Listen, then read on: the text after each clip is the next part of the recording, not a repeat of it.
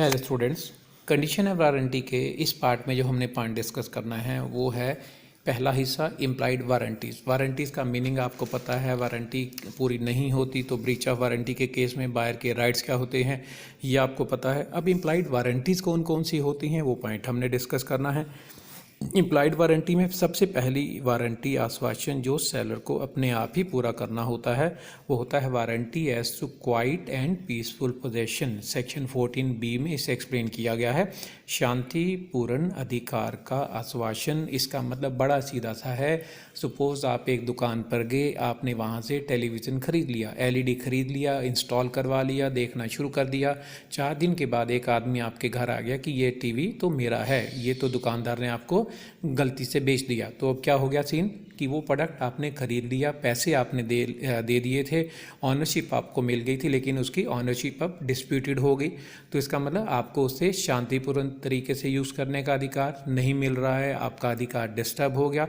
तो ऐसे केसेस में जिम्मेवार कौन होगा? सेलर जिम्मेवार होगा। सेलर को ये आश्वासन देना होता है कि प्रोडक्ट खरीद लिए जाने के बाद बायर को कोई भी पर्सन तंग नहीं करेगा। बायर उन प्रोडक्ट को अपनी मर्जी से, अपने तरीके से, अपने स्टाइल से यूज़ करने का अधिकार रखेगा। तो इस तरह की अगर गलती सेलर के पार्ट पर होती है तो सेलर को जिम्मेवार ठहराया जाएगा। बायर का जो भी नुकसान होगा वो कौन पूरा करेगा? ऑफ कोर्स वो सेलर पूरा करेगा। फिर एक पॉइंट इसमें आता है फ्री फ्रॉम एनकुम्ब्रेंस। एनकुम्ब्रेंस होता है भार, वस्तु का भार से मुक्त होना। अब भार से मुक्त होने का मतलब होता है कि जो चीज़ आपको बेची गई है वो आपकी होगी, वो उसके ओनर आप हो गए, उसमें आपको कोई डिस्टर्ब नहीं करेगा। और उसका एनकुम्ब्रेंस से फ्री होने का मतलब है कि वो चीज़ पहले से किसी दूसरे व्यक्ति को ना तो बेची गई हो, ना उसके अगेंस्ट किसी पर्सन से लोन लिया गया हो, ना उस पर्सन को वो चीज़ किसी सिक्योरिटी के रूप में रखी गई हो। अदरवाइज उस केस में वो एनकुम्ब्रेंस से फ्री नहीं है, उस पर किसी और का भी अधिकार है। तो जो चीज़ आपको बेची जा रही है वो एनकुम्ब्रेंस से फ्री होनी चाहिए, यानी कि बाद में आपको कोई डिस्टर्ब ना करे। फिर होता है warranty as to specific care. Warranty as to specific care बड़ा कॉमन सा एक हमारी लाइफ में देखने को हमें मिलता है, और आपको उसका लीगल मतलब यहाँ समझने में भी बड़ी आसानी होगी। जब आप कोई भी ग्लास की आइटम खरीद रहे हैं, आप कोई शीशे का सामान खरीद रहे हैं, क्रॉकरी खरीदते हैं, तो उस पर लिखा गया होता है हैंडल विद केयर, वो लिखा गया होता है। मेडिसिन जब आप खरीदते हैं उस पर बहुत सारी इंस्ट्रक्शंस लिखी गई होती हैं, जिस पर लिखा हो गया इतने से इतने टेम्परेचर के बीच में रखो, बच्चों की पहुंच से दूर रखो, डॉक्टर की सलाह से उसे यूज़ करो। इसके अलावा जब आप कोई बॉटल खरीदते हैं, उसको खोलने की अगर कोई इंस्ट्रक्शंस दी गई हैं तो वो उसमें लिखी गई होती हैं। अगर किसी भी प्रोडक्ट को खरीदने के बाद उसको यूज़ करने का, उसको कैरी करने का, उसको ओपन करने का कोई भी स्पेसिफिक तरीका है तो ये सेलर की ड्यूटी बनती है कि वो बायर को बताए। आप इलेक्ट्रॉनिक गैजेट्स खरीद रहे हैं, जिस पैकेज में वो आती हैं उसमें फ्रंट साइड मेंशन होता है, उसकी बैक साइड मेंशन होता है, हैंडल विद केयर के लिए उसको ओपन करने की इंस्ट्रक्शंस उसमें दी गई होती हैं, वो warranty as to specific care की ही होती हैं। वो चीज़ें बताना सेलर की जिम्मेवारी बनती है। तो ये पॉइंट्स हैं जो आपको वारंटी एज टू वारंटी वाली कैटेगरी में एम्प्लॉयड वारंटीज़ में मेंशन करने हैं। फिर इसके बाद इस चैप्टर का जो नेक्स्ट पार्ट है जो हम साथ साथ कवर भी कर रहे थे वो है consequences of breach of condition. Consequences of breach of condition का मतलब क्या है? पहला हिस्सा है शर्त भंग के परिणाम या उपचार। अगर एक कॉन्ट्रैक्ट में सेलर ने कंडीशन फुलफिल नहीं की तो इसका मतलब ब्रीच ऑफ कंडीशन हो गया। ब्रीच ऑफ कंडीशन के परिणाम क्या होंगे, उसके कॉन्सिक्वेंसेस क्या होंगे, इसका दूसरा एंगल है कि ये सारे की सारे कॉन्सिक्वेंसेस बायर को अधिकार पैदा करेंगी, बायर के लिए अधिकार पैदा करेंगी। इन्हें हम rights of buyer against seller in case of breach of condition भी कहते हैं। पॉइंट क्या आ गया? Rights of buyer against seller in case of breach of condition. पहला कॉन्सिक्वेंस क्या होगा? Repudiation of contract. Condition fulfil नहीं हुई तो बायर कॉन्ट्रैक्ट को ख़त्म कर सकता है। दूसरा, to reject the goods. Buyer contract के अंदर गुड्स को रिजेक्ट कर सकता है, यानी कि चीज़ें वापस कर सकता है। ऑफ कोर्स फिर उसे पैसे तो वापस मिलेंगे ही मिलेंगे जो वो पे कर चुका होता है।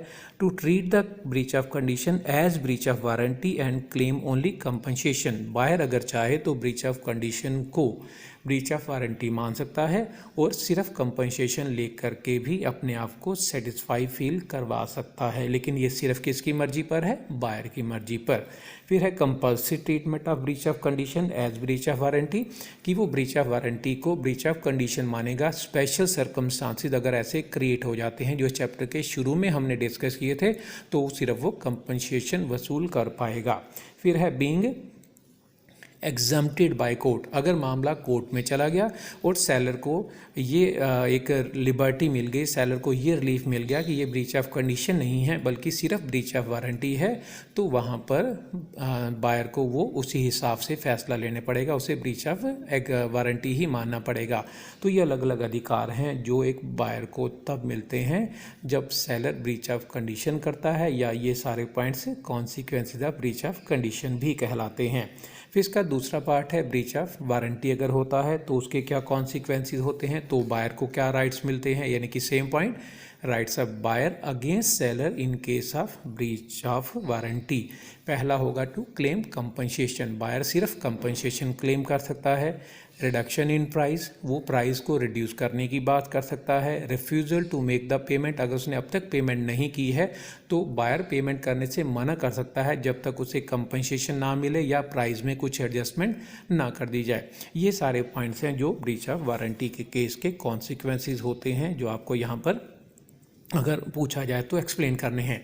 इस चैप्टर का जो लास्ट पार्ट है वो जहाँ से हमने चैप्टर शुरू किया था फिर हम वहाँ पर आ जाते हैं, वो है doctrine of caveat emptor. Doctrine of caveat emptor जो है वो इंग्लिश कॉमन लॉ से लिया गया एक वर्ड है। इसे क्रेता सावधान रहे, क्रेता की सावधानी का सिद्धांत, लेट द बायर बिवेयर का सिद्धांत भी कहा जाता है। कैविट एम्प्टर का मतलब होता है कि किसी भी सामान को खरीदते समय ये हमारी जिम्मेवारी बनती है, हमारी रिस्पॉन्सिबिलिटी बनती है कि हम उस प्रोडक्ट के बारे में जो भी जानना चाहते हैं, जो भी पूछना चाहते हैं, वो सारे का सारा जान लें, पूछ लें, चाहे उसकी प्रोडक्ट की क्वालिटी है, क्वांटिटी है, प्योरिटी है, पोटेंसी है, मेजरमेंट है, गारंटी है, वारंटी है, सर्विस है, whatever we want to know we must ask from the seller before purchasing that particular product. अगर हम ऐसा नहीं करते और प्रोडक्ट खरीद लाते हैं और प्रोडक्ट में कोई कमी निकल आती है तो हम सेलर को जिम्मेवार नहीं ठहरा सकते हैं, ये लॉ कहता है, ये कैविट एम्प्टर है, ये बायर बिवेयर का सिद्धांत है। और हमें नॉर्मली ऐसा करना भी चाहिए कि अपनी तरफ से हमें पूरी तरह से अलर्ट रहना चाहिए, क्योंकि सेलर का तो काम बेचना ही है, वो बेचने के लिए हर तरह के तरीके फॉलो करता है, जिसे हथकंडे शब्द भी कहा जाता है। वो हर तरह के हथकंडे अपनाता है ताकि प्रोडक्ट जो है मार्केट में बिक जाए, क्योंकि मार्केट में बहुत सारे सेलर अगर अच्छे हैं तो कुछ सेलर ख़राब भी हैं, तो हमें खुद ही अलर्ट रहना चाहिए, ये लॉ भी कहता है। लेकिन ये रूल हर जगह पर अप्लाई नहीं होता है, जहाँ जहाँ पर ये रूल अप्लाई नहीं होता है वो उसकी अपवाद कहलाते हैं, वो exceptions to the doctrine of caveat emptor कहलाते हैं। Exceptions to the doctrine of caveat emptor का मतलब क्या है कि जहाँ पर ये रूल अप्लाई नहीं होता, जितने पॉइंट्स अब तक हमने डिस्कस किए कंडीशन और वारंटी वाले, वो सारे इसके एक्सेप्शंस हैं। स्पेसिफिकली अगर हम उन्हीं पॉइंट्स को यहाँ मेंशन करें तो उसमें से एक एक्सेप्शन है where the objective has been disclose to the seller, जहाँ पर प्रोडक्ट खरीदने का उद्देश्य बायर ने सेलर को बता दिया है। एक केस इसमें मेंशन किया गया है प्रीस्ट वर्सेस लास्ट, जिसमें एक पर्सन ने एक बायर ने सेलर को कहा कि मुझे हॉट वाटर बॉटल चाहिए सिकाई के पर्पज़ के लिए और बॉटल अच्छी क्वालिटी की होनी चाहिए। उसने बॉटल सेलर ने दे दी, जैसे ही बायर ने उसमें पानी डाला उसमें वो बॉटल ब्लास्ट हो गई, फट गई, बायर को नुकसान पहुंचा। तो ये माना गया कि वहाँ पर सेलर को जब पर्पज़ बता दिया गया तो सेलर को उसी हिसाब से वो प्रोडक्ट देना चाहिए। सेम इसी तरह से अगर सेल बाय डिस्क्रिप्शन है, सेल बाय सैंपल है, तो जो प्रोडक्ट दिया जा रहा है वो सैंपल और डिस्क्रिप्शन के हिसाब से ही होना चाहिए, नहीं तो वहाँ पर वो बायर नहीं सेलर रिस्पॉन्सिबल होगा। इन केस ऑफ मिसरिप्रेजेंटेशन और फ्रॉड, जहाँ सेलर जानबूझ करके झूठ बोलता है, जानबूझकर तथ्यों को छुपाता है, फैक्ट को छुपाता है, प्रोडक्ट के क्वालिटी के बारे में, क्वांटिटी के बारे में, प्राइस के बारे में, पोटेंसी के बारे में, कंपोजिशन के बारे में, उसकी वर्किंग के बारे में, गारंटी या वारंटी के बारे में, तो वहाँ पर सेलर रिस्पॉन्सिबल होगा, बायर रिस्पॉन्सिबल नहीं होगा।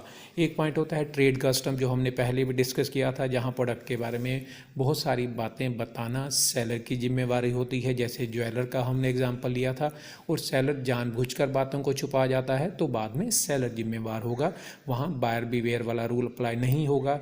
एक टर्म आती है लेटेंट डिफेक्ट। लेटेंट डिफेक्ट होता है छुपे हुए दोष। सपोज एक पर्सन एक बाइक बेच रहा है और वो बाइक अंदर से उसकी मशीनरी ख़राब है, उसके कुछ पार्ट्स ख़राब हैं और सेलर को पता है कि गड़बड़ है। बायर पूछ रहा है कि इसमें कोई कमी तो नहीं है, वो कहता है नहीं इसमें कोई कमी नहीं है। अब उसमें कुछ ऐसी कमियां हैं जिनके बारे में सेलर को पता है लेकिन सेलर उसे जानबूझकर नहीं बताता। बायर उनको तब तक नहीं जान पाएगा जब तक उसे वो यूज़ नहीं करेगा, जब तक वो अच्छे से उसको चलाएगा नहीं।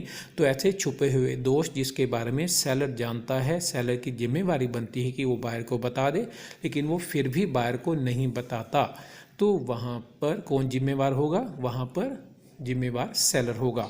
तो कुछ एक्सेप्शंस हैं जो बायर बिवेयर के ऊपर अप्लाई होते हैं, लेकिन in spite of all these exceptions ये बेसिक रूल तो हमेशा ही है, क्योंकि पैसे हमारे हैं, फैसला हमारा है, इन्वेस्टमेंट हमारी है, हमें हर हाल में अलर्ट रहना चाहिए। हमें सिर्फ और सिर्फ सेलर के ऊपर डिपेंड करके प्रोडक्ट को ख़रीदना नहीं चाहिए, क्योंकि हम अगर अलर्ट नहीं रहेंगे, हम अगर कॉन्शियस नहीं रहेंगे, हम अगर अवेयर नहीं रहेंगे तो नुकसान एट द एंड हमारा होगा। तो इसलिए हमें अवेयर होकर के उस प्रोडक्ट को खरीदने के बारे में ही फैसला लेना चाहिए। So this was all about A chapter condition and warranty, और ये चैप्टर आपका फाइनल एग्जाम के हिसाब से भी मोस्ट इंपॉर्टेंट चैप्टर की कैटेगरी में आता है। सो लिसन अटेंटिवली, और इसके कोई भी डाउट्स हैं तो आप उसको नोट कीजिए और आप मेरे से पूछ सकते हैं। Thank you.